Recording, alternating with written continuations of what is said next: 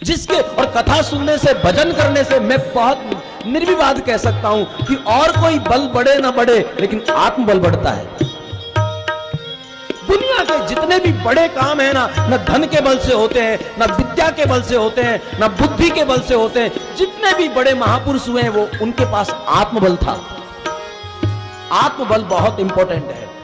लेकिन राम कथा पर बैठा हूं, यहां यह भी कहा जा सकता है आत्मबल बहुत श्रेष्ठ बल है, लेकिन आत्मबल से भी कोई श्रेष्ठ बल है तो वो है भजन का बल।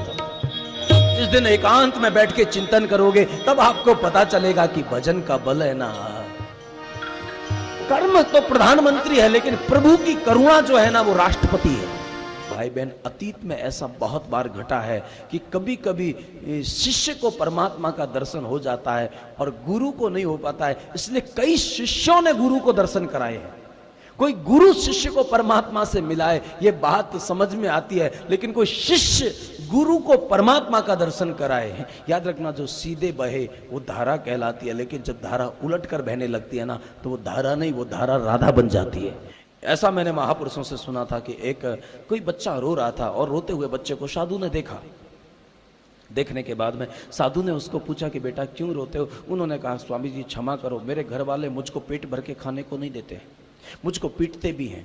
उन्होंने कहा कि ऐसा तो नहीं होना चाहिए, एक काम करो ना, हमारी कुटिया पे चलो ना, वहाँ भगवान की कृपा से कोई कमी नहीं है, वहाँ तो बहुत सारे भंडारे चलते रहते हैं, कोई ना कोई भगत आता है, खुला भंडारा करता है, अब वहाँ चलो। उन्होंने कहा, महाराज चलूँ, इसमें कोई दिक्कत नहीं है, लेकिन एक बात ध्यान से सुन लो, मुझे एक दिन में कम से कम 2.5 किलो खाने को चाहिए। साधु मुस्कुराए, उन्होंने कहा, ऐसी बात क्यों करते हो भैया, जितना पेट में है उतना ही तो खा पाते हो, चलो चलो। और आश्रम पर लेकर आए और वो बस देखता है, उसको कई भगवान से कोई लेना देना नहीं, न उन्हें कोई व्यवस्थाओं से कोई लेना देना नहीं। लेकिन एक बात वो समझ गया था कि ये महात्मा जो है ना, सभी आरती के बाद इसको प्रणाम करते हैं, कहीं जाते हैं तो इसको प्रणाम करके जाते हैं, इसलिए वो थोड़ा प्रणाम करना सीख गया था, आरती में खड़ा रहना सीख गया था। कुछ दिनों के बाद में आप जानते हो कि आश्रमों में एकादशी का व्रत होता है। एकादशी आई और जैसे ही एकादशी आई तो उस व्यक्ति को लगा, आज वो बस सुबह से एक ही काम करता था, बार बार रसोई में जाके देखता था आज क्या बन रहा है। उस दिन जाके देखा कि रसोईया तो माला लेके जप कर रहा है, कोई कुछ नहीं, ना कोई आवाज आ रही है, ना कुछ बन रहा है। तो उससे नहीं रह गया, उसने जाके अपने गुरु भाई को पूछा, गुरु जी को पूछा, तो गुरु भाई ने कहा कि आप जानते नहीं, एकादशी के दिन आश्रम में अन्न नहीं बनता है। तो उससे रहा नहीं गया, उसको गुस्सा आ गया और गुरुदेव को जाके गुस्सा करके कहने लगा, ये बात उस दिन क्यों नहीं बताई, आप मुझको यहाँ क्यों ले आए मरवाने के लिए, मैं नहीं आता, जैसा भी था अपने घर में ठीक था, ये क्या माजरा है। तो उन्होंने कहा, बेटा एकादशी के दिन आश्रम में अन्न नहीं बनाया जाता है। नहीं गुरुदेव, ये आपके यहाँ का नियम है, मेरा कोई नियम नहीं है। तो गुरुदेव आप जानते हैं करुणावान होते हैं, गुरु को लगा है कि अच्छी कोई बात नहीं बेटा, एक काम कर, वैसे तो आप नियम तोड़ रहे हो, लेकिन कोठारी जी को कहा इसको तोल के 2.5 किलो आटा दे दो, जो भी सीधा सामान दे दो, और फिर इसको कहीं एकांत में जाके, गौशाला में जाके, कहीं एकांत में जंगल में जाके बना लेगा। हमारे आश्रम में अन्न नहीं बनाया जा सकता एकादशी को। और फिर वो व्यक्ति है ना, इतना जानता था कि कोई भी जाता है तो गुरु को प्रणाम करे, गुरुदेव को लंबा प्रणाम करके जाने। तो गुरुदेव ने कह दिया कि बेटा एक काम करना ढैया, तुम वैसे तो नियम तोड़ रहे हो, अच्छी बात नहीं है, लेकिन फिर भी अगर तोड़ ही रहे हो तो कम से कम बना के ठाकुर जी का, हमारे ठाकुर का भोग लगा के खाना।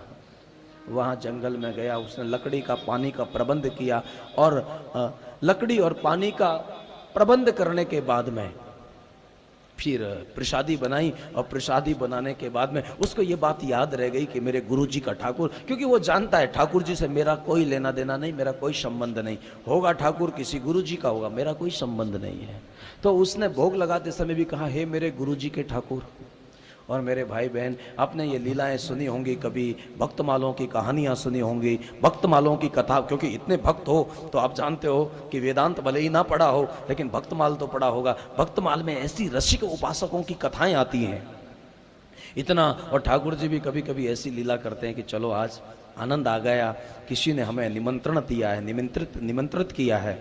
तो भगवान वहाँ आए, और आने के बाद में पूरा प्रसाद पा गए, और पाने के बाद में जब आंखें खोली तो उस ढैया ने देखा कि अरे ठाकुर जी तो सच में आते हैं और खाते भी हैं। तो फिर उसको बड़ा आश्चर्य हुआ, और आश्चर्य होने के बाद में अगली जब एकादशी आई तो कोठारी जी को कहा, कोठारी जी अब 2.5 किलो से काम नहीं चलता है, क्योंकि गुरुजी का ठाकुर भी 2.5 किलो खाता है, प्लीज आप एक काम करो 5 किलो दे दो। अब तो कोठारी जी को तो आप जानते ही हो, कोठारी बड़े, याद रखना कोठारी जो होता है ना बड़ा विचित्र होता है आश्रमों में। अब खैर आजकल तो व्यवस्थाएं बिगड़ गई हैं, वरना पुराने आश्रमों में कोई कोठारी होता था, कोई भंडारी होता था, कोई रसोईया होता था, कोई पुजारी होता था, कोठार। लेकिन गुरुजी ने कहा कि भैया क्यों इतना झगड़ा करते हो, मैं समझ सकता हूँ बेचारा दयालु है, हो सकता है किसी जानवर के प्रति श्रद्धा रखता है, इसलिए किसी पक्षी को खिलाता होगा, कुत्तों को खिलाता होगा, गाय को खिलाता होगा, दे दो ना, हमारे यहाँ क्या कमी है ना। 5 किलो लेके गया और जंगल में जाके जैसे ही वहाँ बनाना चालू किया, और बनाने के बाद में फिर वही एकादशी की तरह, हे मेरे गुरुदेव के ठाकुर। और जैसे ही राम जी आने लगे तो इस बार सीता जी को थोड़ा अच्छा नहीं लगा, और सीता जी ने भी थोड़ा दुखी मन से राम को कहा कि आप गत एकादशी को भी कहीं चले गए थे, क्या बात है, आपको यहाँ का प्रसाद अच्छा नहीं लगता है, और आप कहीं भी जाओ लेकिन मेरा अधिकार बनता है, आप मुझे साथ लेके क्यों नहीं चलते। राम जी ने कहा, सीता आज व्यवस्था तो है, आप चलना चाहो तो चलो, लेकिन आपको वहां मौन रहना पड़ेगा। और इस बार सीता जी को साथ लेकर आए हैं, पूरा प्रसाद पा लिए, और पालने के बाद में फिर भैया ने आंख खोली, और आंख खोलने के बाद में जब दोनों को देखा, बस उसके बाद में गुस्सा बहुत आया, लेकिन बोले क्या। कथाएं आपने बहुत भक्तों की कथाएं सुनी होंगी, और उसके बाद बोले क्या, तो बड़ा उनको आश्चर्य हुआ। और तीसरी जब एकादशी आई तो फिर उसने कोठारी जी को कहा, कोठारी जी 2.5 किलो और बढ़ा देना। कोठारी जी को बहुत गुस्सा आता है, और वो कहता है कि ये क्या झगड़ा। उन्होंने कहा कि एक बात बताऊं तुमको, कि गुरुजी का जो ठाकुर है ना, शायद गुरुजी को भी पता नहीं होगा, वो कोई ऐसा वैसा कोई साधु संत नहीं है, भले ही गुरुजी साधु हैं, लेकिन गुरुजी के ठाकुर जी है ना वो गृहस्थी है, वो शादीशुदा है। गुरुजी को बताना कि वो अपनी पत्नी को साथ लेकर आए थे, शायद गुरुजी को पता ना हो, इसलिए वो गृहस्थी है, वो साथ लेकर आते हैं। आप समझ सकते हैं इन कथाओं को, मैं ज्यादा विस्तार नहीं करना चाहता हूं इन कथाओं का, लेकिन फिर भी तीसरी एकादशी में तो फिर इधर भी कहां कमी है। राम जी आने लगे, जैसे ही उन्होंने 7.5 किलो का बना के तैयार किया, दाल बाटी चूरमा ने जो भी बनाया होगा, उसके बाद में लखन को बड़ा उदास देखा। राम लक्ष्मण जानकी, फिर आंख खोलता है ढैया, और आंख खोलने के बाद में वो फिर देख के उसको बहुत गुस्सा आता है। अब तक कुछ नहीं बोलता था 2 एकादशियों से, अब की बार नहीं रहा गया, और उनसे कहा तुम गृहस्थी होकर एकादशी नहीं करते हो, कम से कम एकादशी तो किया करो, कैसे वो आदमी हो तुम, गृहस्थ में रहते हो। लेकिन राम जी ने लखन को पहले ही कहा कि वो कुछ भी कहे बोलना मत, क्योंकि बहुत सहना पड़ेगा आपको। धार्मिक कहीं के बनते हैं अपने गुरु जी के ठाकुर, एकादशी तक नहीं करते। अन्न क्या खाते हो, एकादशी के दिन पाप खाते हो तुम। अड़िया बहुत गुस्से में था इस बार, लेकिन करे तो करे क्या। फिर अगली एकादशी को तो साहब अड़िया ने एक बुद्धिमानी का काम किया, इधर एक एक बढ़ता चला जाता, तो अब की बार एक बुद्धिमानी का काम किया है। उनको जब थोड़ा बहुत बचा था ना, तो लखन उसको इशारे में कहने लगे आप कुछ खा लो। उन्होंने कहा कि तुम ही खाओ, तुम ही ऐसे लोग हो जो एकादशी नहीं करते, मैं तो एकादशी करता हूं, मेरी एकादशी है।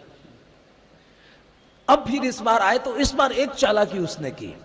उसने क्या है कि जितना भी 10-15 किलो लेके आया ना, उसका कुछ बनाया नहीं, और बगैर बनाए हुए भी, और उसने आंख बंद करके हे मेरे गुरुजी के ठाकुर। तो इस बार राम लक्ष्मण जानकी जय बोलो हनुमान की सब आए थे हर बार। तो फिर गुस्से में उन्होंने कहा कि एक बात बताओगे मेरे गुरुजी के ठाकुर, कम से कम इतना बता दो कि घर में टोटल हो कितने। हर बार एक आदमी बढ़ा के लाते हो, टोटल बता दो ना, मेरा भी झगड़ा मिटे तुम्हारा। और एक काम करो ना माता जी, आप नाराज मत हो ना, लेकिन माता जी आप है ना गृहस्थी में रहती हो, आपको खाना बनाना आता है ना, आप थोड़ा बनाने का काम करना, मैं थोड़ा आपको सबको काम सौंप देता हूं अलग अलग, ताकि इसमें दिक्कत ना हो, क्योंकि ये काफी बड़ा अनुष्ठान है। और उसको कहा हनुमान जी को कि तुम्हारा शरीर थोड़ा हष्ट पुष्ट है, एक काम करो लकड़ी तोड़ के लाओ। लखन को कहा पानी का प्रबंध करो। और फिर राम जी को कहा एक बात कान खोल के सुन लो मेरे गुरु जी के ठाकुर, पहले 2.5 किलो मेरा अलग निकाल देना, बाकी तुमको जो करना है पहले मेरा अलग निकाल दो, बाकी तुम भोग लगाओ ना, तुम्हें जो करना है वो करो। और मेरे भाई बहन, फिर गुरुजी ने भी उससे कहा कि ढैया मैं समझ सकता हूं बेटा तू क्या करता होगा, लेकिन फिर भी झूठ क्यों बोलता है कि ठाकुर जी आता है। और फिर जब ये गुरुजी ने कहा, वो निरक्षर जरूर था लेकिन परमात्मा गुरु के प्रति सत्य था, उसके आंखों में आंसू। गुरुदेव मैं सौगंध खा के कहता हूं कि मैं झूठ नहीं बोलता, तुम्हारा ठाकुर भी आता है, उसकी पत्नी भी आती है, उसका भाई भी आता है, उसका बानर भी आता है। अगर तुम्हें भरोसा ना हो तो एक बार आके देखना। आज गुरु ने भी सोचा कि कुछ भी हो एक बार जाके तो देखूं, और जब उस माजरे को वहां गुरु ने निहारा ना तो उसके आंखों में आंसू आ गए। मैं केवल मंदिर तक बना रहा, तू मालिक तक पहुंच गया। मेरी पूजा केवल मंदिरों तक होती रही, मैं केवल बाल भोग तक वहां की सेवाओं में रहा, लेकिन तूने तो वो नजारा कभी कभी, इसलिए मुझे याद आ गया।